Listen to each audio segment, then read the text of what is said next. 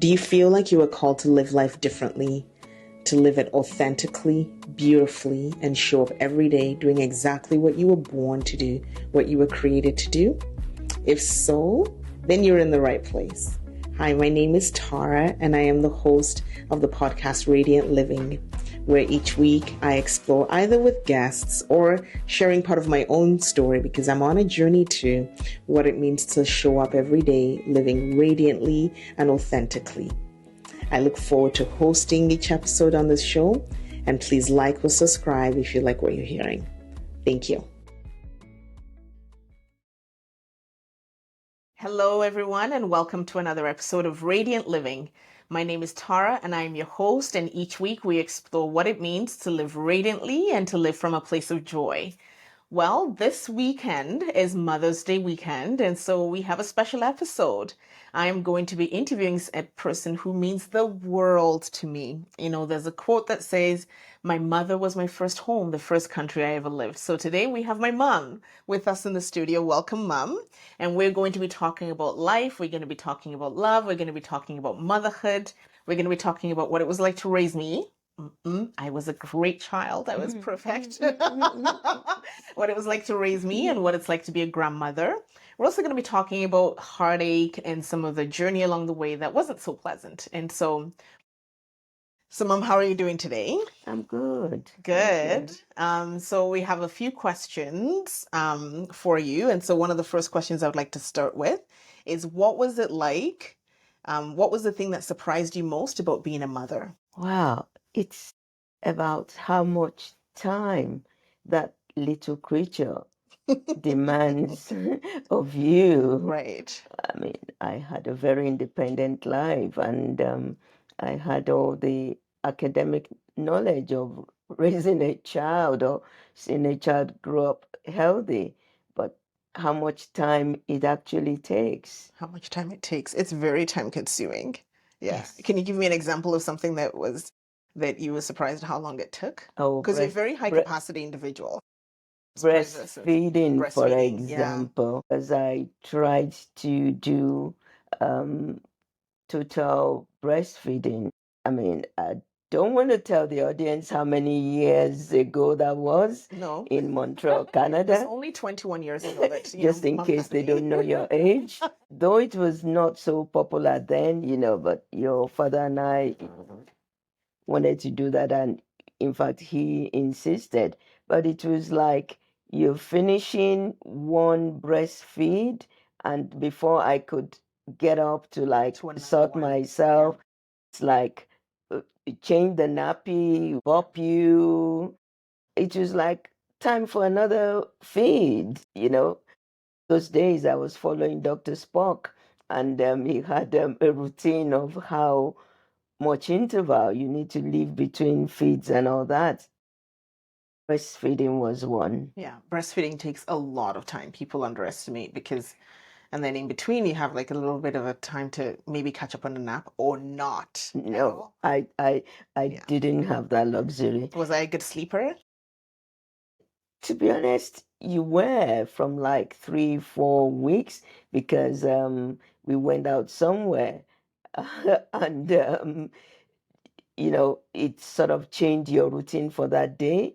And we got back, and I gave you a wash and you feed, and I found that you could sleep so many hours without waking me. Right. So I said, if she can do this on this occasion. So I started adjusting the time, because one of the things that really got me was lack of sleep in my own life.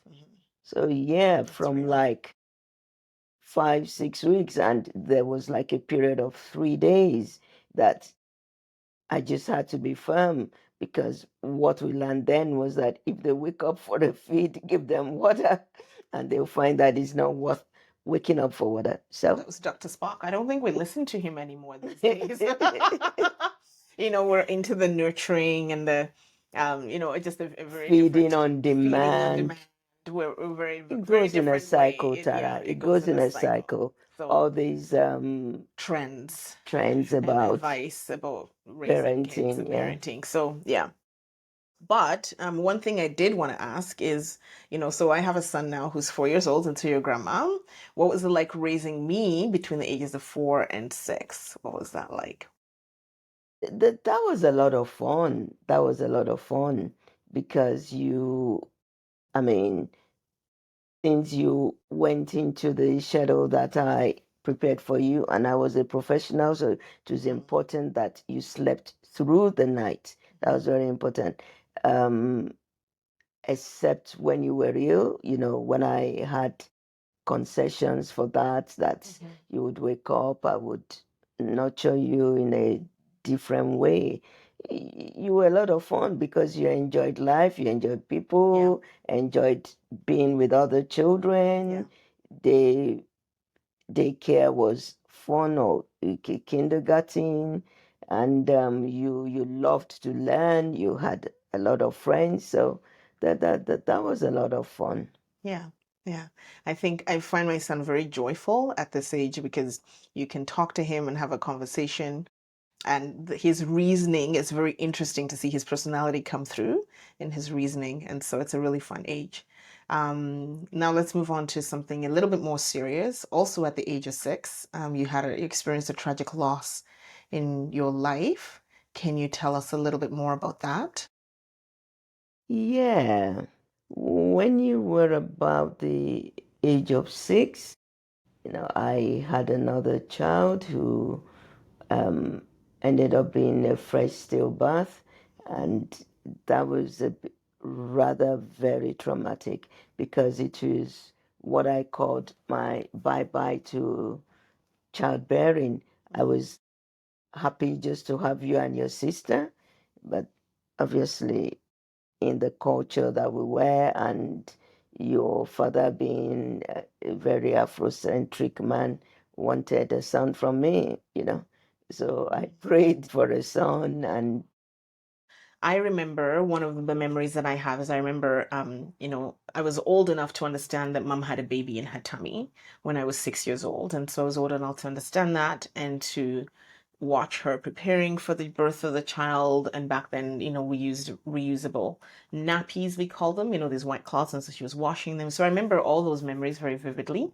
And I also remember that, the baby was going to come, and then the baby never arrived. The baby never came. And I was asking questions, and I think at 6 years old, people didn't really know how to answer those questions to a 6 year old. So it is something that is ingrained in my mind and in my memory. And I wanted to talk to you a little bit more about what that was like experiencing that type of loss and 40 years ago. Also, yes, because yes, it was dealt with very differently than what we see happen today. And this is actually more common than I think what we realize, and it's a very painful experience. Yeah. yeah, it was quite painful. I was in England, like doing part of my postgraduate studies, Mhm. and I could have stayed there to have the baby, Mhm. but I wanted to have the baby in Africa, um, where I felt I would the support of a husband, and you guys were there, and then people ended up blaming me that why did you leave England to go and have a baby? Because at that time the healthcare in Africa was top Very notch, good. and Yeah. we could afford to pay for the very best, and with the profession and all the trimmings that came with, like, people knowing you were in the profession, how you were Mhm. treated, because I didn't feel like well treated when I had you in Montreal. That was one reason. And the second reason, I wanted to be, you know, with my husband, that is long anticipated baby. Birth. Yeah. And I don't know, maybe I never told you, but I had a period of secondary infertility Mm. before I had this baby. That means I had difficulty conceiving Conceiving. for this third child. Yeah. So it was like supposed to be a celebration and goodbye to childbearing, that Mhm. once I've done this, I'm done. And you guys were part of it because we prayed it along. Part of your prayers at that time was, oh, God, give mommy a baby A baby brother, brother. you We know, paid for and a you will baby pray brother it in the open, yeah, you pray it in private, every week at Sunday school. at Sunday school, Yeah. publicly. So Mhm. it was meant to be a big celebration. Mhm. And then going through the traumatic event in the hospital, in the private hospital that I was, collapsing in labor and being taken to the premier teaching hospital, then being driven there in the middle of the night. And the process, I lost consciousness, Mhm. and but somehow when the baby came out, I sort of regained consciousness briefly. And I remember telling the nurses that I haven't had that baby cry. I said it the first time, the second time. And suddenly one of the nurses there just like slapped me and said, listen, we don't have a baby and we're battling for your life now, in such a brutal way. I felt. And when I heard that, I said something, it was spontaneous that I really don't want to repeat. And then I wanted to give up the ghost. I didn't want to be here anymore. Yeah. I didn't want to leave that. Yeah. If that's what happened. Yeah. You touched on a few things, and I think I talk about this if you follow me. That I was born in Montreal, and at the time, to my mom, who was a new immigrant to Canada, and so she chose to have this other baby back in Nigeria, where she felt like she would be loved and welcomed, because back then there was a lot of racism. There still is, and that's one of the things that happen with women of color in this nation and new immigrant women, is they're experiencing a lot of racism at the point of birth and receiving care, which makes things challenging. And so, which makes understandable why you'd want to go back home to go give birth where you were loved and cared for.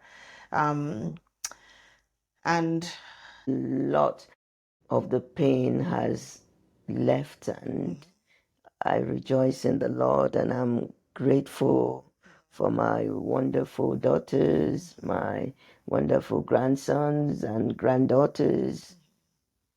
Yeah.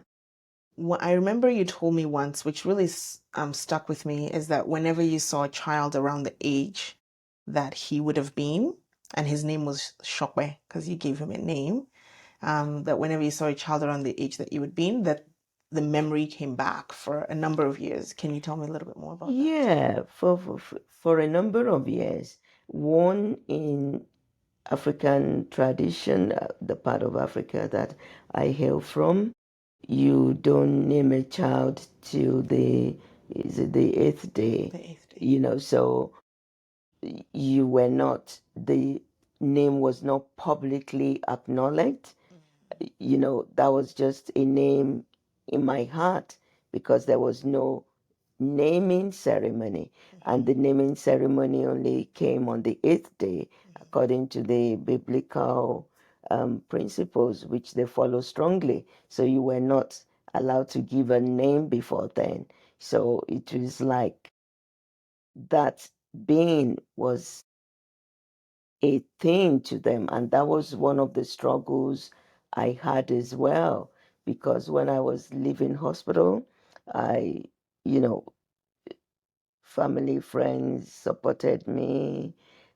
And I asked, you know, was the baby given a burial or what happened? Because To the this was body. a full-term baby. And I caught a glimpse of his face, just a glimpse, which was thankfully, that I knew what he looked like, which is what I prayed for, because I told your father that I was going to give him a son and I wanted the son to look like him facially, you know.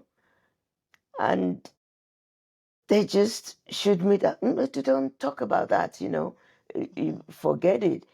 I know what happens in the hospital, that premature babies are incinerated. But this was a full-term delivery, full-term. So what they didn't allow me to talk about it or think about it. And the trauma as well of leaving the hospital empty-handed. There's a tradition, an African tradition, that when you've just had a baby, the first couple of months you dressing in very gorgeous outfits, in celebratory outfits. So I'd taken one of those outfits along with me to the maternity ward. So I was leaving the hospital in a celebratory outfit, but no celebration. And, one of, like, I met somebody on the corridor as I was going home and said, how about the baby? They didn't know I was dressed gorgeously. So, like a newborn mother, because that was the only outfit I had apart from the maternity outfit I went in. And they probably thought someone else was carrying the baby. So they were expecting I would say, oh, that's the baby.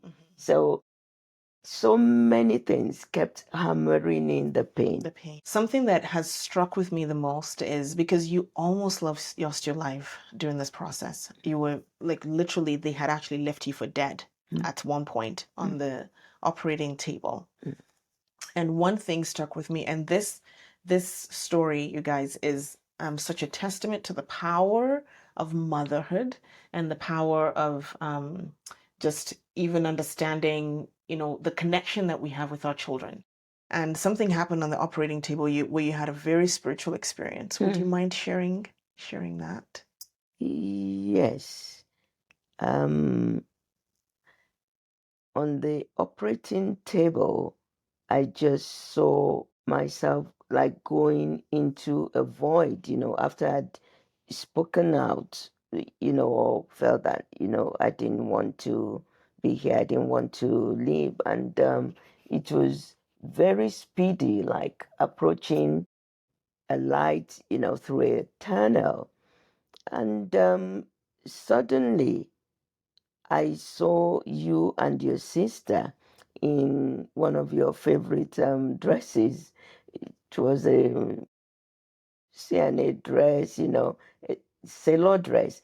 It had sailor cape, blue, standing beside me in the theater. And it was so real to me that I thought you were actually brought in there to help me live, to help me. They had told me they were battling for my life.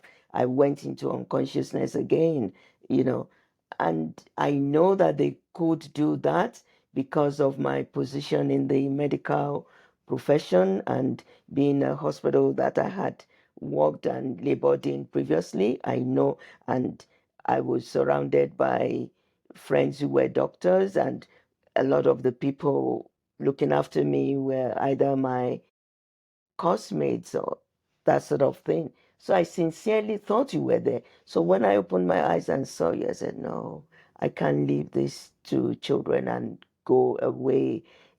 I can't leave them. And that gave me an inner strength to sort of fight back, to come back. Yeah. Because you already felt your spirit leaving your body and you could already see your body on the operating table. What they call a near-death Experience or experience. out of body experience. Yeah. Thank you. Thank you for sharing that story. What would you like to say to any mother out there or any woman who has experienced loss in that way or tragedy in that way that was devastating? Yeah. What I would say is it's got to do with the question you asked me, which I didn't actually answer, about me counting the years, how old he would have been. What I would like to say is that time does heal a lot of wounds, and to hang in there, have a proper grieving period. Don't let anybody, grief is such an individual thing. Don't let anybody tell you that this is how it's supposed to be. You're not supposed to do this. You're not supposed to do that. Some of what I was asking for, that was the child given a burial or something. These days, now they're doing that. These days, they would take the palm print or footprint of a child that died, breast stillbirth or died prematurely. But they made me feel at that time as if I was weird, and I'm not blaming those people. That was all they knew, how they thought that was helping me. Yeah. And what you said about me counting the years, yeah, you would count the years, but for me, my faith, that is still my anchor. That is my strength, my faith, in God. And then I started to look at the flip side, that there must be a reason why God lets me live, because I very nearly didn't live because of the seriousness of the events that happened on that day. I very nearly didn't live. So I became thankful. So thankfulness, gratefulness is something, no matter how bad a situation is, you would always find a point of praise, of gratefulness.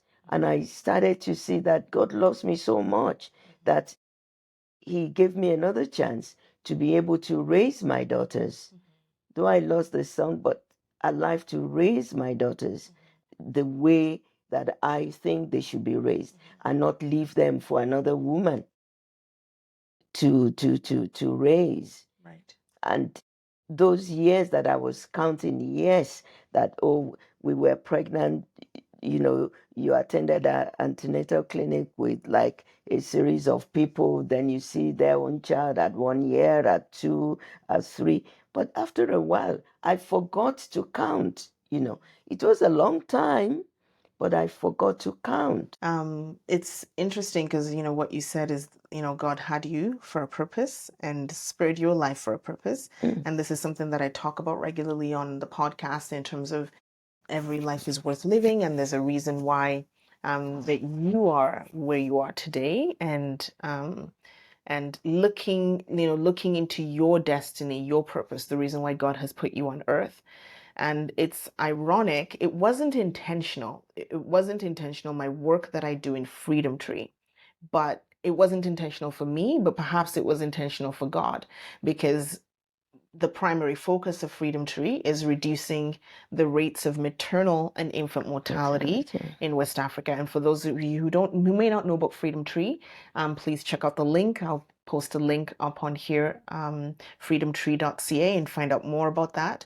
Mom, how does that make you feel, or how do you see that now that you see that I'm working in the very area that almost took your life and did take the life of my younger brother? That is such a blessing. That is such a blessing, and is one of the ways that is one of the reasons that I've reached limb and all to go with you to Sierra Leone on some dodgy roads and Yeah. contraption of what they call vehicles, to see what you're doing and engage with the community. That is such a blessing, and that you're able to give back in that way. It's God ordained, and I never influenced it. No, it wasn't something that was influenced. It wasn't even something that I thought through. I think it was after many years of doing the work that I did that I thought, wait a second, we've experienced this in our family. And, it gives, you know, I think God is redemptive, very redemptive in the things that He has you do, and something that maybe the enemy intended for evil, He turned it around for good. He turned it around for good. Well, I'm going to talk about the grandkids. So now you are a mother and now you are a grandmother. How is that? How is it different being a grandmother versus being a mom? Wow. Okay. I'm going to be very tricky. They usually can go home at the end of the day when you're a grandmom, the grandkids. except they're having a sleepover. Yeah. But frankly, one of the key things that I've learned is that a lot of things that we hang on about as a mother in parenting, we don't really need to. You shouldn't have been so strict with me. Yes, I do It was not agree. The grandkids, they get away with a lot more. But, I wanted to do the best for you guys. But then you learn, hindsight is 2020 vision. And you learn that maybe you could have given more concessions, and like some people who maybe had children again in the latter years, it's not. So what if they were late to go to school for 8 o'clock or whatever? It's no big deal. But in those days, everything had to be, no, they had to do, oh, they had to do. So I'm more relaxed with the grandkids. And yeah. They get away with a lot. Yeah. um, Thank you. Thank you for joining today and for sharing your story, because I know that that's a personal story. One of the things I strive to do on this podcast is honor the stories of people. It's a West African tradition to have an oral language, oral history, and to share stories, constantly. So thank you for doing that. Thank you for joining us, and happy Mother's Day. Thank you. Happy Mother's Day. Happy Mother's Day to you as well.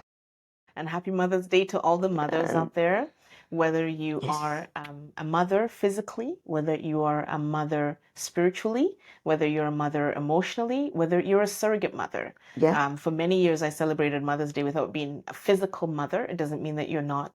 So happy Mother's Day to everybody out there. And happy Mother's Day, regardless of your story and your journey with your mom. I hope you have a wonderful day. Thank you. Thank you. Thank you. So thank you for listening to this episode. I hope you enjoyed what you heard. If you liked it, please share it, like, and subscribe. We're trying to grow a channel. Thank you, and see you next time. And in the meantime, happy radiant living.